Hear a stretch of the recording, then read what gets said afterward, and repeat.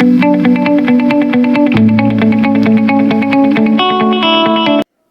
जी। Hello hello. तो थोड़ा चला लेते हैं, आधा घंटा 40 मिनट, क्यों? Hello hello. तो हेलो। अभी शेयरिंग कराएंगे, थोड़ा सा इसको मुझे जो है आस्वादन को थोड़ा सा और खोलना है। हाँ जी, नमस्कार सभी को, नमस्कार। जो पीछे बैठे उनको भी नमस्कार, जो बाहर हैं उनको भी नमस्कार। आइए। तो अभी आपकी शेयरिंग कराएंगे। क्या नाम है आपका? हैं? बिंदल। अच्छा, विंजल। हाँ ठीक है। तो विंजल की शेयरिंग कराएंगे। थोड़ा सा आस्वादन को और हम खोल देते हैं। उसके बाद ये वाला जो 4.5 क्रिया है, इसकी चर्चा थोड़ी सी एक जगह पहुंच जाए, फिर आपकी शेयरिंग कराएंगे। और आज जितनी बात हुई है, इसको कल कौन रखेगा सुबह सभा में? कोई 2 नाम आए। आज जितनी, लेकिन आज जैसे ये रखे थे निखिल कि उस समय डायरी में एक एक पन्ना नहीं पलटना है। आज आप जाएंगे रूम पर, जो भी तैयारी करेंगे कल बोलने की, रूम पे जाएंगे, आज जो बातें हुई हैं वो अपनी भाषा में 1 पेज में लिखेंगे कि आपको क्या क्या पकड़ में आया। मैं क्या क्या बताया हूं वो मुद्दा ही नहीं है।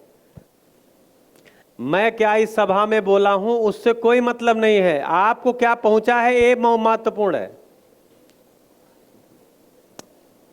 मैं तो दिन भर बहुत चीजें बोला हूं, आप तक पहुंचा क्या है ये महत्वपूर्ण है। उसको आप बोलिए कि आपके अंदर क्या फ्लो सेट हुआ है, आप में क्या पहुंचा है। कौन लोग बोलेंगे कल? हाथ खड़ा करिए। अरे सब विद्यार्थी हैं, लिखने पढ़ने वाले। मुस्कान और हर्ष। हाँ, हो गया 2 नाम। चलिए, बढ़िया। तो ये जो जीवन क्रिया पे हम लोग चर्चा कर रहे हैं, इसको थोड़ा सा और ठीक से एक बार लिख दें। ठीक से वैसे भी लिखा हुआ है।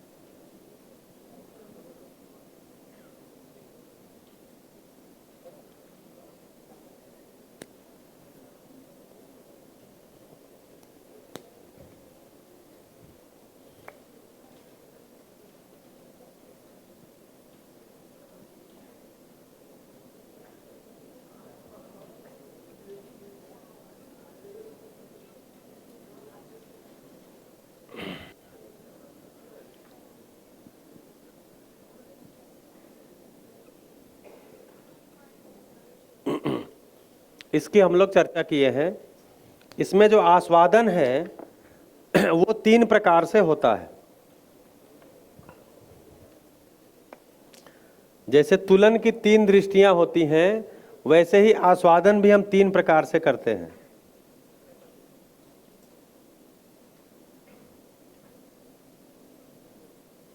एक को बोलते हैं रुचि मूलक,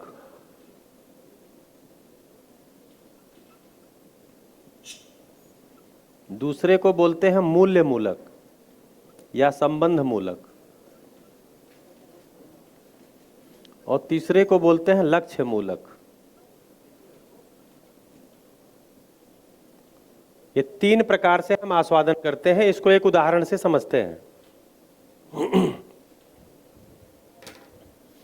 रुचि मूलक आस्वादन। रुचि का मतलब होता है कि जो हमारी इंद्रियों को पसंद आता है, वैसा आस्वादन रुचि मूलक आस्वादन कहलाता है। जैसे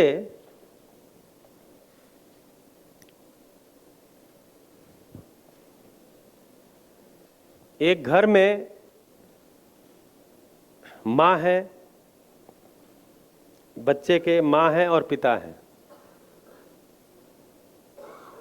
और उस घर का जो बच्चा है, बेटा या बेटी है, वो कहीं बाहर पढ़ने या नौकरी करने के लिए गए हुए हैं। और जो माँ है और पिता है उनको भिंडी की सब्जी बहुत अच्छी लगती है। क्या अच्छी लगती है? दोनों लोगों को बहुत अच्छी लगती है। तो बाजार जाते हैं और भिंडी की सब्जी, भिंडी खरीद करके लाते हैं और उसको बनाने की पूरी तैयारी करते हैं, क्योंकि उनको वो पसंद है, उनके लिए वो रुचि मूलक है, और उनको जो आस्वादन है वो रुचि मूलक चल रहा है, और वो भिंडी की सब्जी लेकर के आए हैं बनाने के लिए। जैसे ही घर में भिंडी को थाली में रखे कि अब इसको धुलें, काटें, बनाएं, उसी समय बेटा या बेटी का फोन आता है कि मम्मी आज हमारी कल छुट्टी है, इसलिए आज ही हम चल दिए हैं और शाम तक हम घर पहुंचेंगे और घर पे आएंगे, खाना हम घर पे ही खाएंगे। और उस बेटे या बेटी को भिंडी की एकदम देखना भी पसंद नहीं है, उसको तो मटर पनीर अच्छा लगता है। अब माँ क्या करेंगी? माँ ने अपनी रुचि मूलक को ध्यान में रख करके बाजार से जो क्रय किया है वो भिंडी लेकर के आई हैं, उसको बनाने की पूरी तैयारी उन्होंने कर लिया है। अब ये फोन आ गया, अब माँ क्या करेंगी? क्यों? उनका रुचि मूलक है, उनको अच्छा लगता है। अरे बच्चा आ रहा है तो आ रहा है, हम भिंडी लाए हैं, मैंने हम फेंक दें भिंडी? लेकिन बच्चे को भिंडी देखना भी पसंद नहीं है।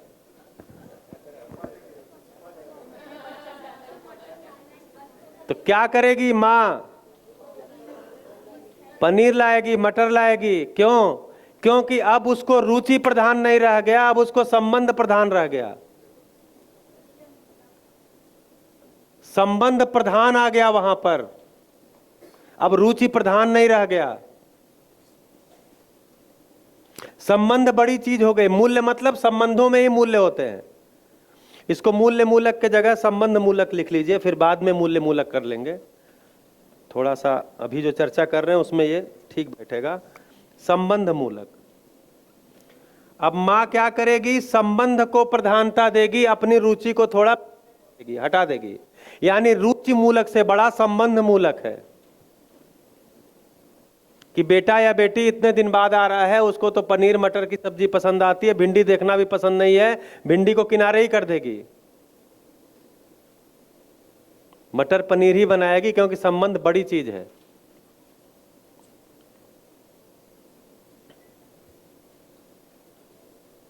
अब जो बेटा मटर पनीर की सब्जी जिसको पसंद थी, माँ के हाथ की पसंद थी, घर में माँ बनाती थी वो मटर पनीर उसको बहुत अच्छा लगता है। माँ जो चपातियाँ बनाती हैं, घी लगा के देती हैं, वो उसको बहुत पसंद आता है। उस बेटे को, बेटी को, बेटे को बहुत अच्छा लगता है। माँ जो मूंग दाल का हलवा बनाती है वो बच्चे को बहुत पसंद आता है, और वो बार बार चर्चा करता है कि क्या बात है, माँ के हाथ के मूंग दाल का हलवा खा के तो देखो, ये बहुत पसंद आता है। तभी उसी बेटे या बेटी का जो आगे की पढ़ाई है उसके लिए उसका एडमिशन केरल के किसी कॉलेज में हो जाता है। माँ रहती है कहाँ पर? उदयपुर में, मतलब माँ बाप का घर उदयपुर में है, उसका एडमिशन केरल के कॉलेज में हो जाता है। अब माँ क्या करेगी? नहीं बेटा तुमको मटर पनीर कौन देगा, नहीं बेटा तुमको ये घी वाली रोटी कौन देगा, और बेटे को भी लगेगा नहीं नहीं कहाँ मिलेगा, अरे वो मूंग दाल का हलवा कैसे मिलेगा, हम तो नहीं जाएंगे। माँ भी बोलेगी बेटा मत जाओ। ऐसा करेगी? ऐसा करेगी? क्यों नहीं करेगी? क्योंकि अब संबंध पे भी हावी क्या हो गया? लक्ष्य। तो सबसे बड़ा जो आस्वादन है लक्ष्य मूलक है। लक्ष्य मूलक में ही संबंध समाहित हो गया है। जिस लक्ष्य के लिए अब मां उस संतान को दूर भेज रही है, वो उस संबंधी के किसी भले के लिए भेज रही है। यानी लक्ष्य मूलक में मूल्य मूलक समा गया है, संबंध समा गया है। और जब संबंध मूलक हुआ था तो उसमें अपनी रुचियां समाहित हो गई थी। भाई ये पनीर मटर खाएगा, इसको अच्छा लगेगा, उसी से हम खुश हो जाएंगे, भले ही हमारी भिंडी नहीं मिली। तो संबंध मूलक में रुचि मूलक समाहित हो जाता है, मूल्य मूलक जो है लक्ष्य मूलक में समाहित हो जाता है। लक्ष्य के अर्थ में वो सोचना शुरू कर देती है। अब आप सोचिए, जिस दिन मानव को मानव लक्ष्य पकड़ में आ गया और वो मानव लक्ष्य के अर्थ में ही सारी जिंदगी को लगा दिया, उस दिन भी अपने रुचि मूलक और संबंध मूलक को उस लक्ष्य के लिए समाहित कर देगा। अभी तो ये छोटे छोटे कैरियर के लक्ष्य पकड़ में आते हैं तो ये समाहित करता हुआ दिखता है। जिस दिन मानव लक्ष्य पकड़ में आ जाएगा उस दिन क्या होगा? उस दिन पूरा आस्वादन ही बदल जाता है, लक्ष्य मूलक हो जाता है। इसके द्वारा होने वाला चयन कभी भी गलत चयन नहीं होगा। लक्ष्य के अर्थ में होने वाला चयन कभी भी गलत चयन नहीं होगा। लक्ष्य के अर्थ में होने वाला चयन हमेशा सही चयन होगा। वो किसी न किसी व्यवस्था के अर्थ में होगा। वो निरंतर सुख की तरफ ले जाने वाला होगा। ये होगा कैसे? ये होगा कैसे? जब ये प्रिय हित लाभ की दृष्टि से केवल देखेंगे तो ये हो ही नहीं सकता। इसलिए इसमें एक नई दृष्टि आती है जिसको न्याय की दृष्टि बोलते हैं। न्याय, न्याय समझ में आता है हमारी दृष्टि में। अब न्याय समझ में आता है। अभी आज न्याय की परिभाषा नहीं करेंगे, कल करेंगे सुबह।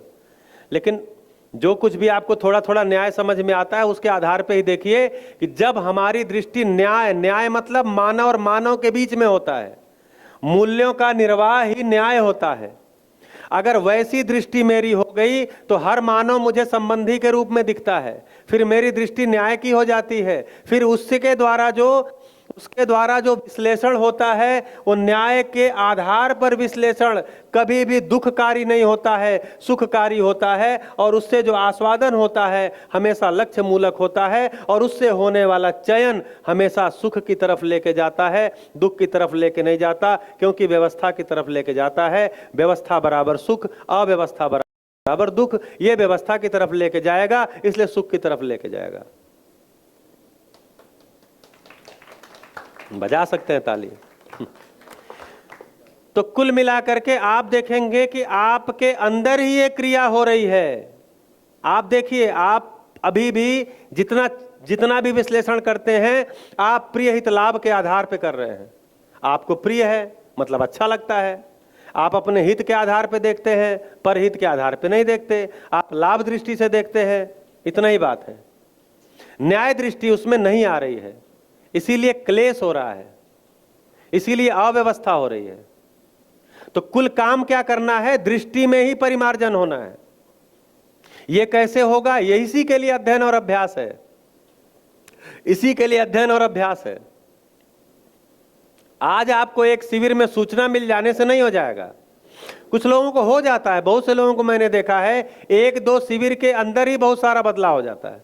क्योंकि शिविर से जाने के बाद भी वह शिविर में बने रहते हैं। कल्पनाशीलता में वो चलता रहता है, उससे संबंधित वीडियो देखते रहते हैं, उससे संबंधित क्वेश्चन आंसर सेशन में जुड़ते हैं, उससे संबंधित जो है वो शिविर कहीं चल रहा है उसको सुनते हैं। आज तो YouTube पे बहुत सारा मटेरियल उपलब्ध है। लगभग ज्यादातर प्रबोधकों के 7-7 दिन के शिविर उपलब्ध है सीरीज में। ऐसे लिखा हुआ Day 1, Day 2, Day 3, Day 4। और जिनको अध्ययन करना है, मतलब मेरा ये प्रस्ताव रहता है कि आप 6 महीने का समय निकालें। नहीं निकल सकता है तो जो हर दूसरे महीने 10-10 दिन हो रहा अलग अलग जगहों पे वहां जाएं। अगर वो भी आपकी स्थिति नहीं बन पाती है किन्हीं कारणों से, पुस्तक मंगा लीजिए और वीडियो हर पुस्तक के उपलब्ध है। देखिए अभी जो कह रहे थे ये कार्यक्रम, अच्छा पुस्तक भी ऑनलाइन उपलब्ध है, डाउनलोड कर लीजिए फ्री में। ये पुस्तक बेचने का भी कार्यक्रम नहीं है,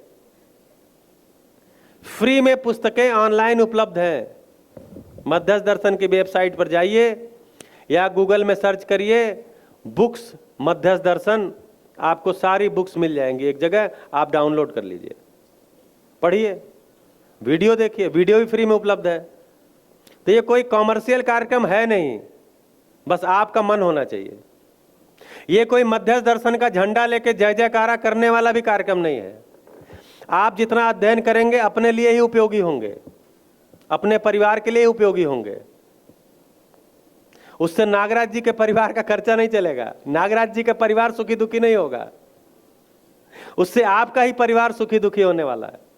तो आपके लिए कार्यक्रम है, आपके परिवार के लिए कार्यक्रम है। तो कुल मिलाकर के एक शिविर में जितनी बातें होती हैं वो एक सूचना के रूप में आप तक जाती हैं। उसके बाद आपके अंदर शिविर लगातार बना रहता है, आप उस पर मनन करते हैं, क्योंकि आपको लगता है रास्ता ये है, इस पे आगे बढ़ा जा सकता है, तो आपको ही उसकी उपलब्धि होती है। जैसे मैंने अपने मन को लगाया तो मेरे लिए उपलब्धि हुई।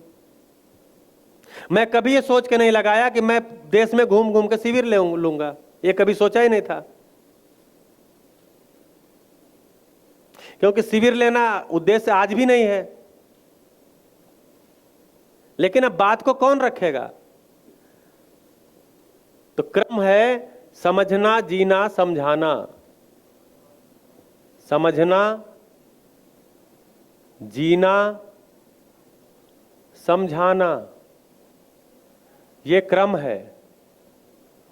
समझना से सीधे समझाना क्रम नहीं होता। तो समझना किस लिए? जीने के लिए।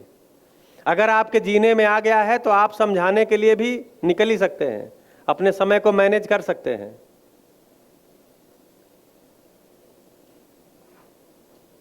क्योंकि मैंने तो आदरणीय नागराज जी के समक्ष ही संकल्प लिया था कि भाई शिविर के लिए कोई कहीं बुलाएगा तो मैं, अगर मेरी कोई अपनी नौकरी की जब तक बाध्यता है तब तक अगर मेरी कोई विशेष परिस्थितियां नहीं होती तो मैं मना नहीं करूंगा। ये मेरा संकल्प है। अब छुट्टी मिल ही नहीं रही है तब तो अलग बात है, लेकिन अगर छुट्टी मेरी बची है, छुट्टी उपलब्ध हो रही है, तो मैं मना नहीं करता। ये मेरी अपनी स्थिति है।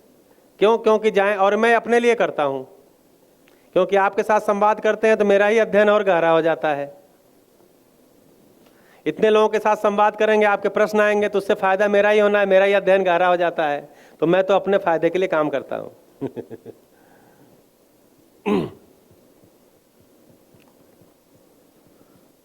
तो लक्ष्य मूलक हमारा आस्वादन हो जाए, इसके लिए ही सारा का सारा कार्यक्रम है। इसके लिए लक्ष्य पहचान में आ जाए कि मानव लक्ष्य होता क्या है। तो मानव लक्ष्य चार मानव लक्ष्य यहां बताए हैं।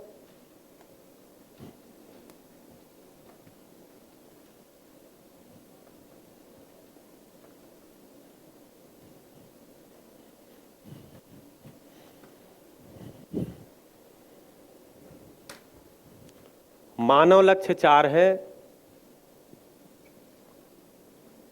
ये इस शरीर यात्रा में स्पष्ट हो जाए और इस दिशा में हम आगे बढ़ जाएं, इसी के लिए आप सभी को शुभकामना है। पहला है समाधान।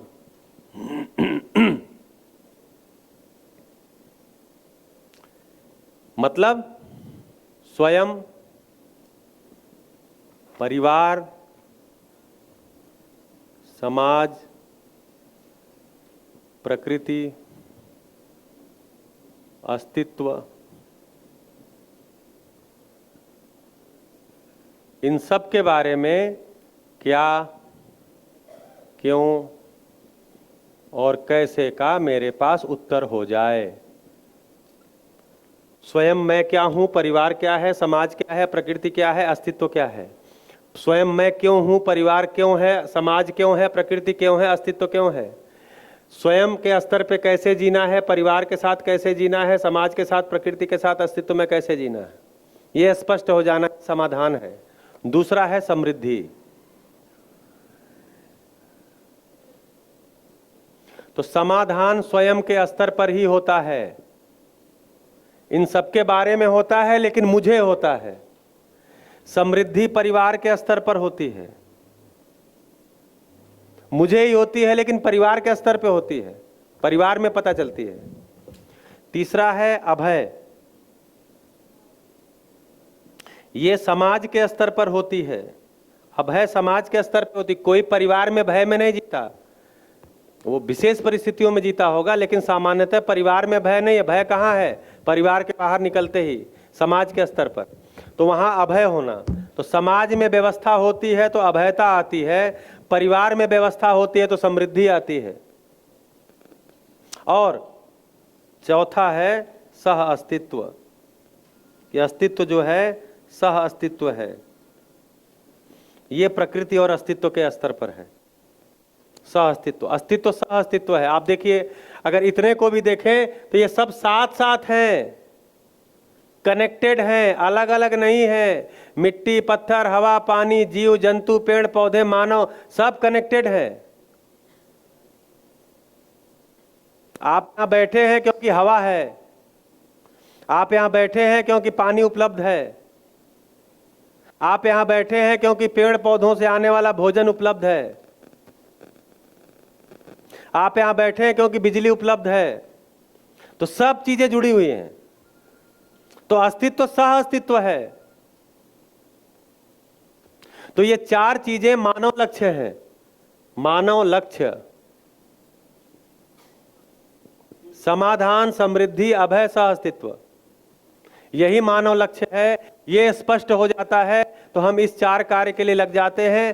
पहला कार्य है समाधान, वो स्वयं के लिए है, उसके लिए जीवन विद्या जैसे ये शिविर कर रहे हैं, अध्ययन करते हैं, ये पांचों स्तरों पे व्यवस्था समझ में आती है, क्या है, क्यों है, कैसे है, ये समाधान हुआ। परिवार में जब उसको प्रमाणित करते हैं तो समृद्धि प्रमाणित होती है। ऐसे परिवार मल्टीप्लाई होते हैं तो समाज में अभयता आती है, और ऐसा समाज जब खड़ा हो जाता है तो अपने आप सह अस्तित्व प्रमाणित हो जाता है। तो काम स्वयं के स्तर पर ही ज्यादा करना है, बाकी चीजें धीरे धीरे आसान होती हैं। मानव का समाधान होना, मानव में समाधान होना, यही बड़ा काम है, यही बड़ा कार्यक्रम है। मिलेगी तब बदलेगा ये ऊपर की फैकल्टी भी एक्टिवेट होगी, अभी ऊपर की मंजिल खाली है। तो इसका नाम तो बता दीजिए सर एक बार। सब बता देंगे, कल सवेरे रख देंगे, भले उस पर चर्चा न करें, नाम बता देंगे। क्या है ना, एक ही दिन इतने सारे शब्द आ जाने से बहुत से लोगों को बहुत हमें बहुत प्यास लग रही है। हाँ। तो कुल मिलाकर के अभी ये बोध भी लिख नहीं रहे हैं, अभी चर्चा 4:30 की कर रहे हैं, जिससे कि एक ध्यान चला जाए ठीक से कि ये जो 4:30 का मतलब ये है कि एक ये और ये आधा और एक ये और एक ये मिलके कितना हो गया 4:30। तो अभी हम 4:30 क्रिया में जी रहे हैं, यानी 4:30 क्रिया में जीते हुए मानव हैं अभी हम। ये 4:30 क्रिया में जीते हुए मानव को पशु चेतना में, जीव चेतना में जीता हुआ मानव कहा जाता है। ये मानव चेतना में जीता हुआ नहीं कहा जाता। तो लक्ष्य मूलक होने पर भी लक्ष्य मूलक होगा ही तब जब 4:30 से आगे बढ़ेंगे। अच्छा, जब तक उससे आगे बढ़ते नहीं तब तक लक्ष्य मूलक होता ही नहीं है।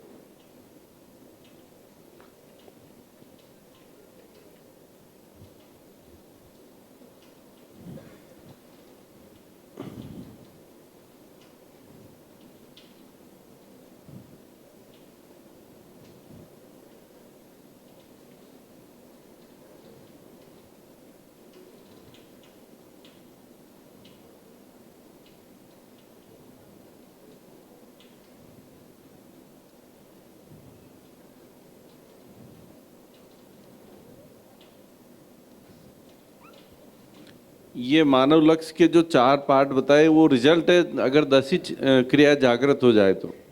बिल्कुल जी, तभी तो समाधान होगा।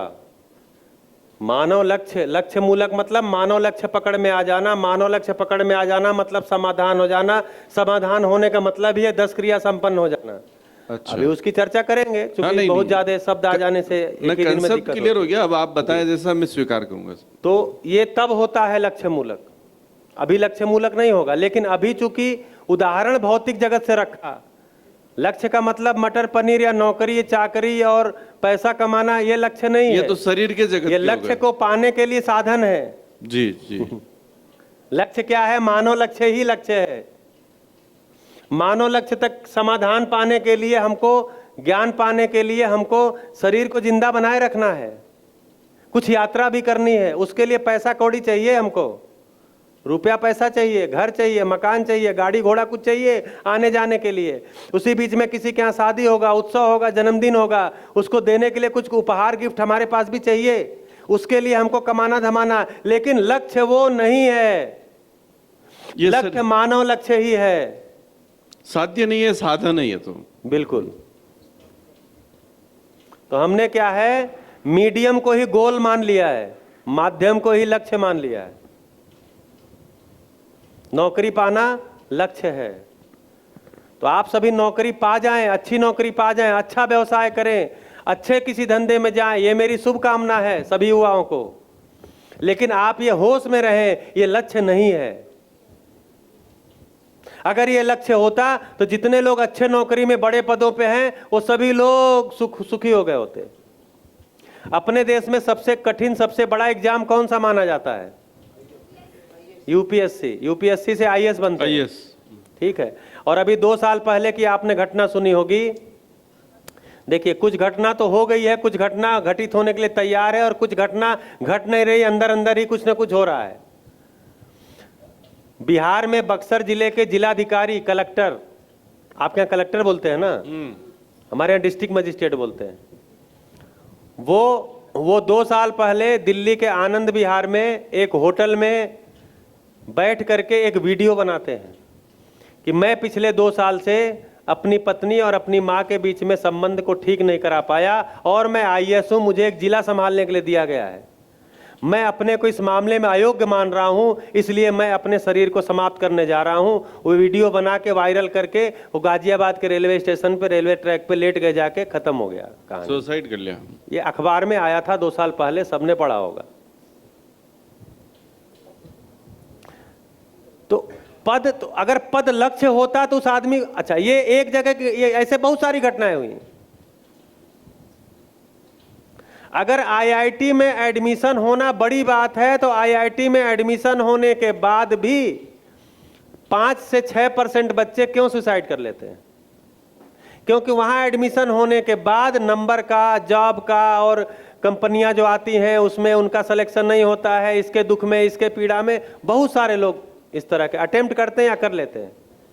तो क्यों ऐसा कर रहे हैं? क्योंकि उसको लक्ष्य मान लिया, मेरा आईआईटी में एडमिशन हो गया या नहीं हुआ, मुझे नौकरी मिल गई या नहीं मिली, मैं आईएएस हो गया या नहीं हुआ, इसी को लक्ष्य मान लिया। ये लक्ष्य नहीं है। लक्ष्य तो समाधान ही है, समृद्धि ही है। पर इसमें जब सफलता नहीं मिले तो क्या करना चाहिए? किसमें? जब जैसे किसी का जॉब नहीं लगा है, क्या किसको वो अपॉर्चुनिटी नहीं मिली, उस पर अपना मतलब कैसे वो अपने को संयम रखें, वो ऐसा? हाँ, बस इतना है कि देश के अंदर जो जॉब है वो कितने % लोगों के लिए है? 5%।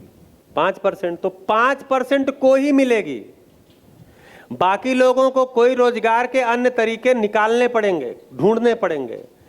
कोई स्किल भी, इसीलिए अपनी शिक्षा में स्किल नहीं दिया जाता। जैसे मैं देखता हूं तो मेरे घर भी खेती है, मैंने 10-12 एकड़ मेरे पिताजी के नाम होगी, तो हम 2 भाई हैं तो 7-8 एकड़ मेरे नाम भी होगी।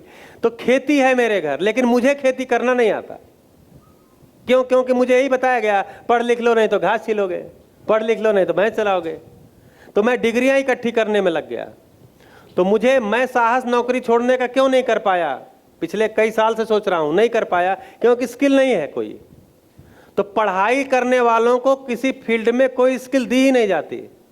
अगर नौकरी मिली तो ठीक है, नहीं तो बाकी कोई स्किल नहीं रहती। इसलिए मेरा ये सुझाव है, ठीक है हमको भरोसा है कि हम कोई अच्छी जॉब में चले जाएंगे, लेकिन फिर भी कोई स्किल हमको सीखना चाहिए। अगर जॉब नहीं मिल रहा है तो तुरंत हमको कोई स्किल जरूर सीखना चाहिए, क्योंकि नौकरी वही 5% को मिलेगी। हो सकता है हम उस 5% में ना आए, कोई जरूरी थोड़ी कि हम आ जाए, हो सकता है हम ना आए। जीवन का विरोधाभास तो ये होता है कि एक सबके साथ सपने चलते हैं, 5% को मिलता है या 10 को मिलता है, फिर वो उस टाइम हम बच्चों में कुछ अवेयरनेस पैदा करना चाहता है, जैसा आप बता रहे हैं स्किल्स की।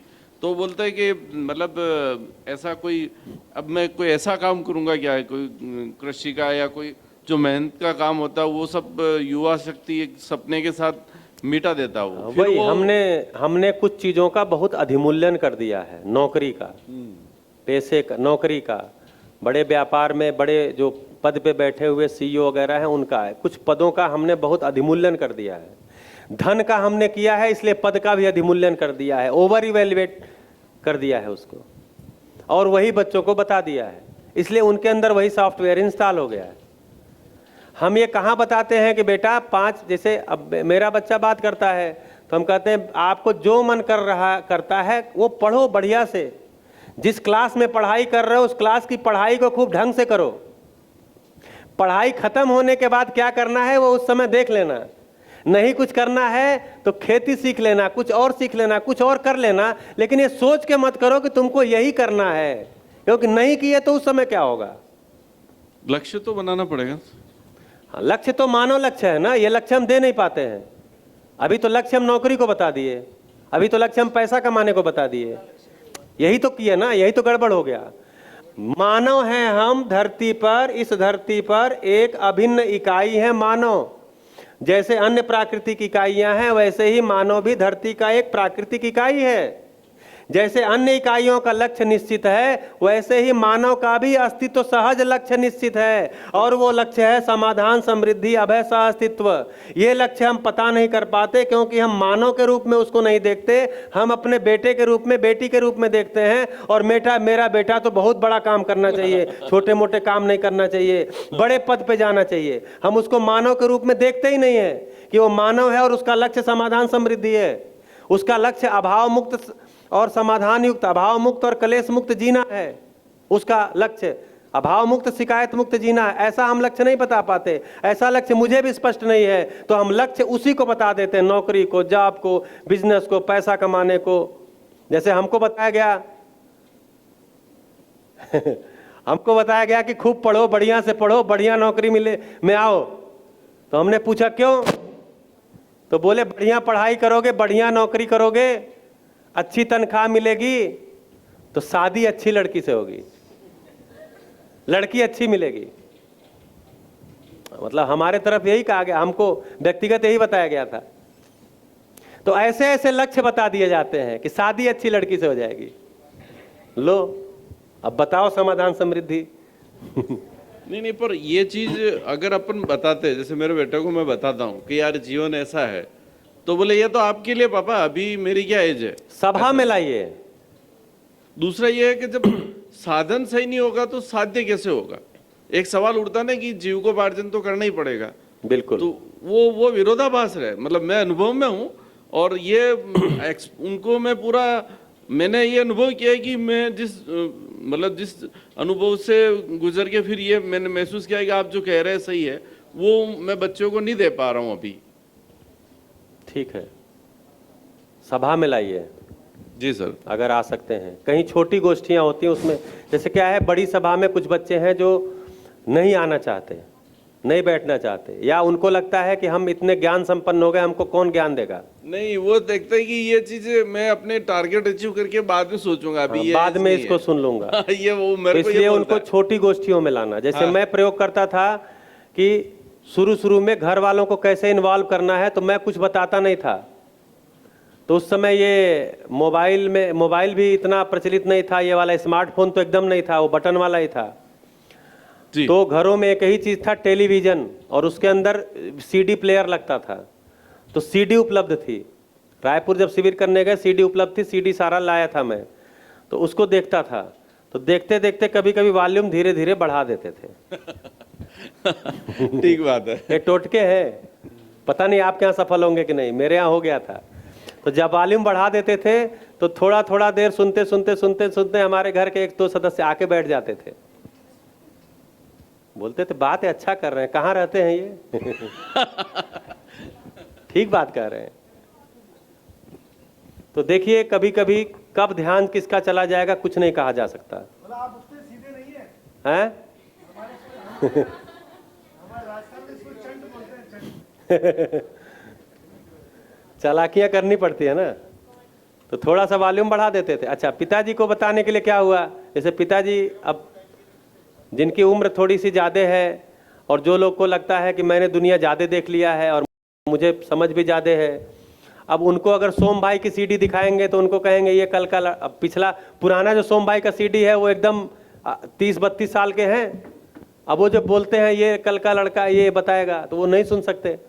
तो उस समय एक सीडी उपलब्ध थी राजन महाराज की, आप गए होंगे छोटी, तो उसमें केंद्र में राजन महाराज रहते हैं जो कि श्री भागवत, देवी भागवत, श्री भागवत कथा के वाचक हैं, छत्तीसगढ़ के काफ़ी प्रसिद्ध कथावाचक हैं और दक्षिण अफ्रीका वगैरह में भी जाते हैं कथा कहने के लिए। वो नागराज जी को अगर अमरकंटक से बाहर ले जाने में किसी का सबसे बड़ा योगदान है तो आदरणीय नागराज जी का है, अरे इनका राजन जी का है, राजन शर्मा जी का। तो अछोटी के अंदर ही उनका रेजिडेंस है, केंद्र के अंदर ही है। तो वो भी एक शिविर लिए थे, बाग बहरा एक जगह है छत्तीसगढ़ में, वहां पर एक शिविर लिए थे वो 6 दिन का। उसका भी सीडी हमको मिल गया था कहीं से, तो मैं वो वाला सीडी लगा करके पिताजी को वो वाला दिखाता था, क्योंकि उनका वेश भी थोड़ा सा था, उम्र भी थी, तो वो सुनना पसंद, कंटेंट यही था। तो देखिए ये थोड़ी थोड़ी कुछ ट्रिक अपनाने पड़ते हैं। अब कौन सा टोटका किसको लगेगा मैं नहीं कह सकता, मेरा टोटका तो दोनों सफल हुआ था। बच्चे, आपके बच्चे ये पूरी क्लास मतलब इस पे इसको फॉलोअप करते हैं? हाँ जी, बच्चे जो है, पहले तो मैं पहला शिविर बच्चों का ही लिया था, अपने परिवार का ही लिया था। डेली शाम को 3 घंटे 15 दिन तक घर में ऐसे बोर्ड लगा करके उन्हीं का शिविर लिया।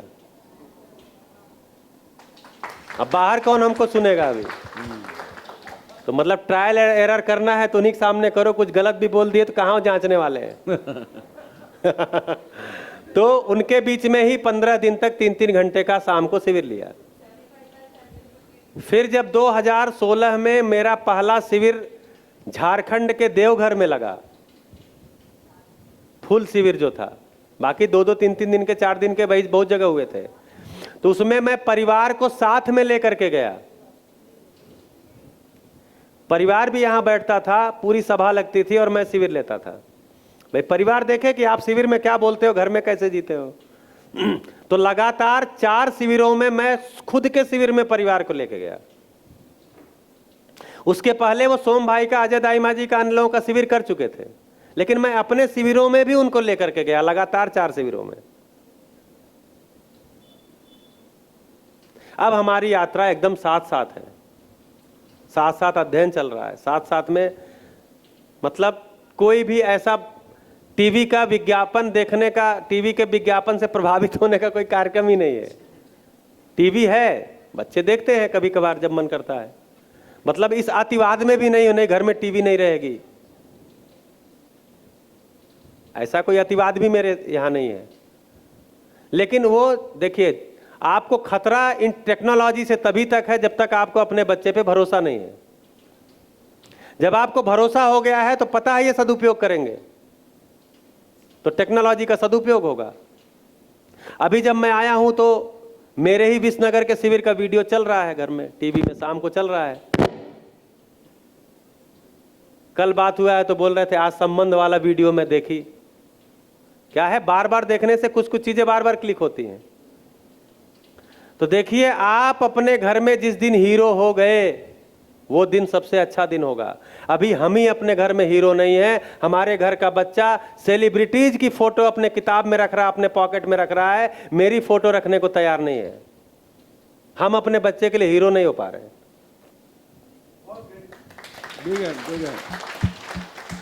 मेरी स्वीकृति मेरे घर में जब हो जाएगी तो मेरी स्वीकृति सब जगह हो जाएगी।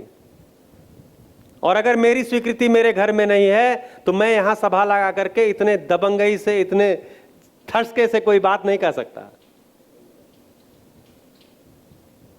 संभव ही नहीं है। एक भैया, जैसे वो आपने इनको समाधान बताया कि बच्चों को शिविर में लाओ, और कुछ बच्चे शिविर में आके भी कनेक्ट नहीं कर पाते हैं, फिर वो गड़ जाऊं करते, तो उसका क्या है?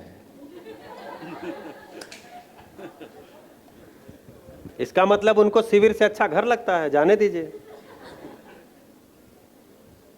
जिसको घर अच्छा लगता है जाने दीजिए। देखिए, शिविर में जो आएगा उसको जो भी सूचना मिली है, बच्चा है, कभी न कभी उसका मन कर देगा कि मुझे शिविर करना है। जैसे 2.5 साल तक मैं भी इस चीज को नकारता रहा, सुनता रहा, नकारता रहा, लेकिन सुनता भी रहा क्योंकि संभावना भी मुझे इसी में दिखती थी। लेकिन जितनी बार आदरणीय नागराज जी से मिला, वही बात, वही कार्यक्रम, वही योजना, जब जब मिले वही बात, वही कार्यक्रम, वही योजना। मैं सोचता था यार 89 ईयर्स के, 90 साल के, मतलब 89 साल की उम्र थी जब मैं पहली बार मिला था उनसे, 87 साल की, 87 साल, 88 साल, 89 साल, 90 साल की उम्र में इस आदमी के बाद वही कार्यक्रम, वही योजना, वही बात। यानी इस कार्यक्रम, इस योजना, इस बात में दम है। फिर मैं उसको स्वीकारा और उससे जितना मेरा कल्याण हुआ है मैं बता नहीं सकता, आपके सामने व्यक्त हो रहा हूं।